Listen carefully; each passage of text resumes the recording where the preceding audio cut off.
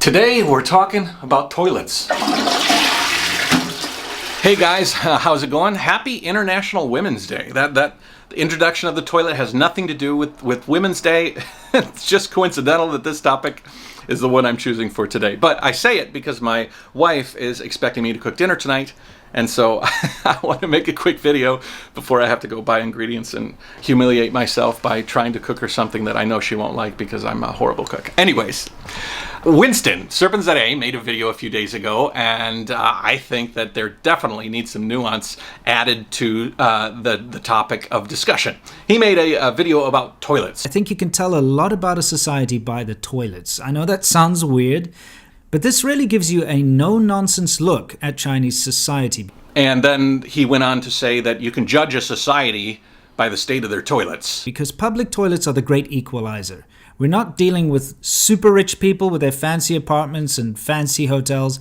We're not dealing with dirt poor people with poor houses and their poor hotels or lack of being able to stay in hotels. We're dealing with public toilets. What do you think? Can you judge a society by the state of their toilets? I would think that you could judge a society by a plethora of things combined together, but by the state of their toilets. So basically he showed the most disgusting, smelly, shitty toilets, and he said that you can judge China's society by the toilets I just showed you. I don't know what you're trying to get at there, but that sounds pretty gross. Now, all things considered, disclaimer here, I've been in some very, very nasty toilets in China. I have sent my business down a hole, a rabbit hole, and I actually have a video of a time in Guangzhou when because I lived in China for 10 years, but I've been traveling to China for like 15 years, and one of my first trips to China, I went to Guangzhou and I had a really strange situation with regards to a public bathroom. I'll leave a link to it. It's a funny story. If you guys want a funny story, it's on my other channel, Jayo. I'll leave a link in the description below and I'll connect it here, so you got to check it out. It's kind of a funny story. Yu Peng Chen and the nasty toilet and the trip to the hospital and all of those things together. A very interesting and disgusting but entertaining experience that I think you'll find interesting. So let's think about that. Can you judge a society by the state of their toilets? Let's add some nuance to that. First of all, I don't think you can. You can't judge a society by the state of their toilets. The state of toilets is an issue that you have to go through, just like many different things in many different countries. There's some gross things in every country, as culture-wise they have different things. But to judge an entire society based on the quality of the toilets, I don't think so. But let's say that that is in fact true. You can judge a society by the state of their toilets. Well, first of all, I'm going to show you the view outside my window here. So you can see by the view outside that there's a lot of apartments. Living in China, especially in these urban areas, are a bit more vertical than what maybe a lot of Westerners would think. The lifestyle is a bit different. They'll take you from a village and they'll bring you here into a really nice apartment, much better than the place you lived in the village, but you'll be living vertically. So if you look out the window here, I don't know, there's got to be 500,000 to 1 million residents that can occupy this area. It's pretty crazy. And each of those apartments, well, how are the toilets in those places? Well, they're probably a lot like my apartment's place. Now, we rent our apartment for now, and so these bathrooms are pretty typical of the bathrooms that you'll see in all of these millions in Ningbo new apartments in the last few decades that have sprouted up. And the toilets are your typical sit-down Western toilet, pretty clean. A lot of them actually have like Kohler style furnishings. As a matter of fact, yeah, the sink isn't Kohler, but in a lot of places you'll see Kohler and Moen and all sorts of interesting and good quality American branded stuff. So that's kind of neat actually to see in the place that you live in China a lot of goods that have been bought and helped the economy in America. Go figure. Real quick secondary thing. Now in America, I'm always, I like bathtubs, you know. As a kid, I used to always take a bath and whatnot, but a lot of times these smaller apartments don't have room, so I have a little shower here, and my wife bought one of these It's basically like a collapsible bathtub, and the little sprayer hooks onto it, and my daughter can play with her. She loves mermaids. She plays with her mermaids in here. It's so cool. Very, very nice. All right, so let's leave the second bathroom. We'll go to the first bathroom. This is the master. My wife is going to kill me for recording the bathroom, but oh well. So this is, again, the shower, and this is the toilet. It's very clean. Bum, bum, bum, bum. Kind of a funny side story. These are some binoculars my wife bought because our daughter goes to school right there, and she can look at her building when she goes playing and make sure that she's okay. So, I mean, these toilets seem okay, right?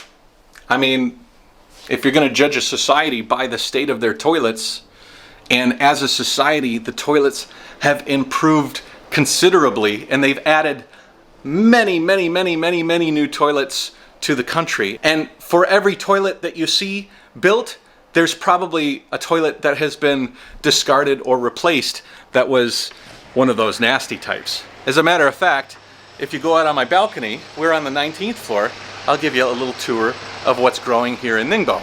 Also note that Ningbo is like a tier 1 city, so it's a very modern city, but it also is a city with about 7 to 8 million people, if not more, that live in the city. We live on the far outskirts of the city. The inner ring of the city is way over about 30 kilometers that way. But if you look out here, you'll see areas where there's not a lot going on. This area used to be where you could find like village-style toilets, the very disgusting ones that Winston focused on in his video. But what's happening now? Well, they wipe out the entire area. They take the villagers or whoever lived there, they move them into apartments a lot like mine, or better. And as a matter of fact, if you look way over here, you'll see one of the villages that's being torn down.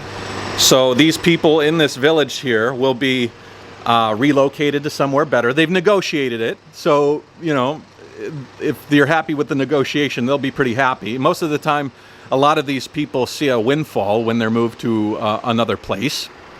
And then you'll see places like that, and this place here that's being built, and this place here, and all of these apartments, and those apartments over there. And then as you get farther, you get to a lakeside area. But let's flip it around. You've got all of these places. These are commercial buildings and apartment complexes as far as the eye could see. And then you've got our place here. Then each one of these places has a bathroom that's identical, if not better, than the one that we have in our place. Actually, these lower buildings, these are like our tall buildings, but these lower ones actually have larger bathrooms, and some of them even have tubs. What does this mean? You know, what does this mean in the whole grand scheme of things? Well, if you're judging a society by the state of their toilets, then you're also judging it by the state over time of their toilets. And if you look out my window, you can see the potential for millions upon millions of new high-quality sewer systems and toilets that have replaced those village toilets that were being shown as a representation of the toilets in China by SerpentZA, by Winston. So what does that mean? If you really want to say, judge a society by the state of their toilets over time, then you could say the state of the society in China is vastly improved from the past, which is something I've said in a lot of my videos. I think China has improved leaps and bounds, and I think the state of their toilets kind of show a little bit, maybe a glimpse. Maybe the state of toilets in China is a glimpse into the state of China. So maybe Winston is right, but I think it's being disingenuous to show the most disgusting toilets you've ever seen. But you know what? I have a feeling that he would rebuke me and he'd say, Matthew, I'm not talking about toilets that are in a person's house. I'm talking about the toilets that the public uses. And okay, that's a point to actually talk about. In America, the public toilets can be nasty, especially the ones that are kind of far out in the middle of nowhere. The turnpike and like highway, off-highway toilets can be pretty good. The main highway toilets here in China are okay. There aren't going to be paper in most cases, toilet paper, and most of the time but even getting much better, there's not soap. But everybody knows this. And so they bring alcohol pads and they bring a little tissue packet. It's part of the culture here to know that you always have to bring this paper. So it's sort of shocking to people who've never been here before, but after you've been here, listen, you only need one time not having your paper to know that you got to have your paper when you're going out around. Now, that's pretty much rural. Here in Ningbo, you go almost anywhere, and there's at least one roll of paper that you can pull from, and then you can go inside and do your business. But I wouldn't be doing this topic due justice if I did not go and investigate a public toilet, because he was showing public toilets. There's actually, you can see me traveling around the world on my trike, and I'll be riding through and I'll be talking about the state of toilets and stuff. It's something that as you're cycling on a bicycle, actually a tricycle around the world, you've got to use a lot of public toilets, and toilets in China are sort of a topic of discussion for me. But on this area, way over here, there's a wetlands park, and there's a walk trail and stuff, and they actually tore down a bunch of old toilet facilities and they built some new ones, and they're for public use. And so I felt like before I end the video, we could just head over there and check it out, and maybe you can see what the state of public toilet is in its revitalized form. Because like I said, you got to look at the whole picture. You can show, there's a lot of nasty toilets in China, there's a lot of nasty toilets everywhere, but the point is that a lot of those are being torn down and they're being replaced with stuff that's a lot better. Before we go there, I want to introduce you to a new member of the family. She's a very sweet cat. What? This is Wang Xiao Ai, and Wang Xiao Ai is a cat that I thought I was going to hate. I was really prepared to hate this cat because I'm not really a cat guy. But Wang Xiao Ai is a doll face, and what a nice cat. She's a sweetheart. And we are going to actually get a dog. Annie bought a dog too. So the dog was born just a few months ago, and so pretty soon we can bring her to the house. But yeah, what a chill. This is like a dog. This cat is like a dog. It is so cool. Very nice to everybody. Right? Right? Little rabbit? You are too cute. Oh, and for those of you wondering about my fish tank, the 3 clownfish are still alive. We got 2 cleaner shrimp in here. And yeah, everything is good. Everything is good. These are the 3 fish that we had to leave when we went home to America for the pandemic, and these guys are troopers. Anyways, let's go out there and we'll wrap this thing up outside. All right, guys, we are just down the way. Actually, my apartment's a little bit that way. It's beyond these buildings, and we're at the wetlands. And this area, mind you, was village, like really rough village.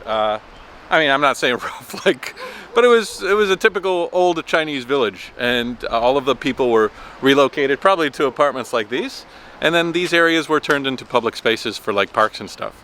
So like this right here is a Chinese toilet. So do you want to check it out? We can see what a Chinese toilet looks like. Wow.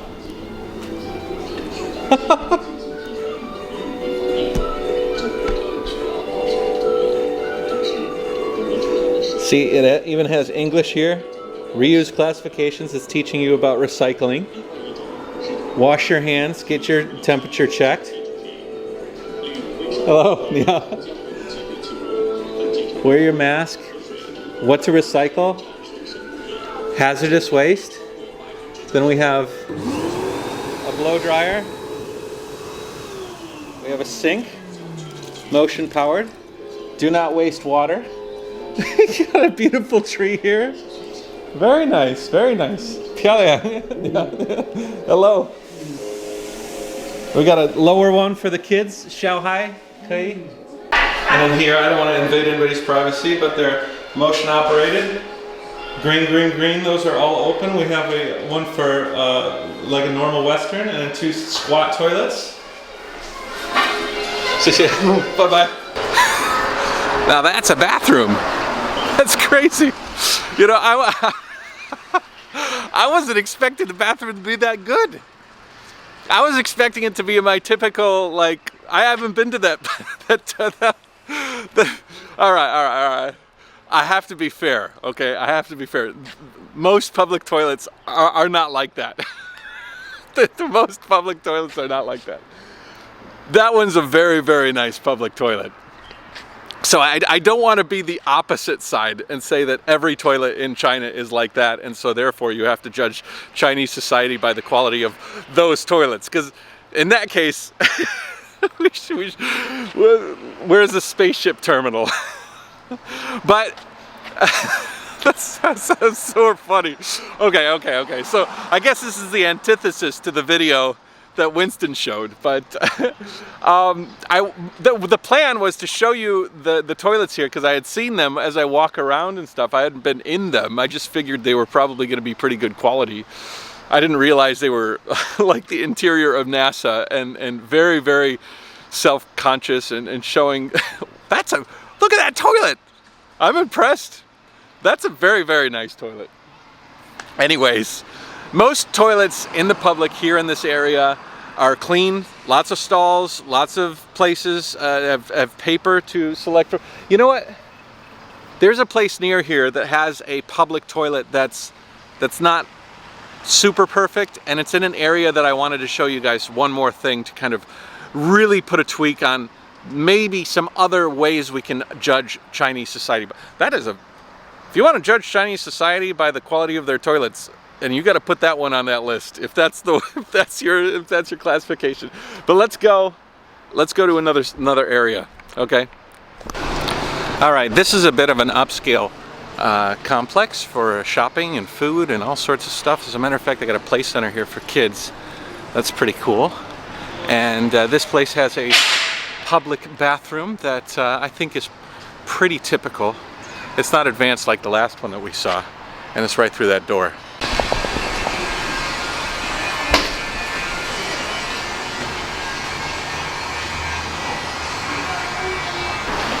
Okay, so it's a decent toilet, has some good facilities. The toilets are clean, you know, not super duper clean, but pretty good. Certainly not the NASA toilet that we just saw. But that's a typical toilet that you'll find in the cities. Now, honestly, I'm not trying to take away from the fact that there are some very, very nasty toilets. I would not be being straight up and honest with you if I wasn't saying that there are a lot of very, very disgusting toilets in China. But every single day, it's sort of like every time you hear a bell, an angel gets its wings. Every single day, every probably minute, there is one of those disgusting toilets that's being destroyed to be replaced by something better. Every single day. So if you want to judge society based on the quality of the Chinese toilets, I would have to say that every day the Chinese toilet situation is getting shinier and cleaner every day. Hello. If that's the metric that you want to judge the situation and society of China on, I don't agree with it. But if you do want to use that as the metric, the only metric to judge Chinese society, I would have to say, good job, China. You're doing better every day. Now, there are some interesting things that are going on in China beyond toilets that do give you a window into some of the interesting things about Chinese society and some of the good things. And it just so happens to be right over this bridge at this mall over here. A friend of mine told me about it, and I want to check it out for myself to see if it's actually real. And we will cap this video off with a little of my own taste of if China can do this properly and this kind of a thing can succeed, sure says a lot about Chinese society. Let's see if we can find it. Okay, now we're in a mall very close to where I just was. Kind of a fancy mall, not super busy, but they have an interesting store here that I don't know. You want an interesting example of China working in an interesting way? This is a store that has no people. There's no staff. There's just signs with stuff on it and QR codes to purchase. But I don't even see the QR codes. There's changing rooms. And there's clothing. And my friend told me about it and said, you come here, you pick what you want, and then by honor code, you pay for it. This is the Alipay and this is the WeChat pay code, and you scan it, and based on whatever item you take, you pay.